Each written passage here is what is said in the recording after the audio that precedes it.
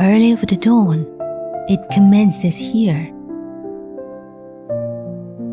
From the ancient castles of Florence towards the balmy vineyard and olive groves,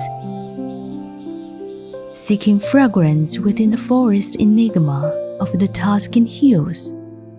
At this very moment, orange blossom and vetiver grass are passionately pirouetting, gardenia and rose are tirelessly murmuring in haze.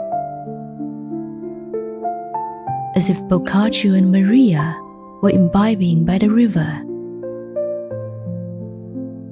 In a flash, the warm hues of the ascending sun and the fruity aroma of the wine convey active ions to the apex concurrently. In the realm of love, some tales can merely be narrated by fragrance.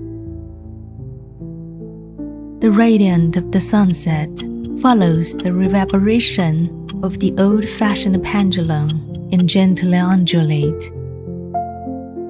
The conclusion of this day also follows the closing of the curtains and enters the mysterious theater.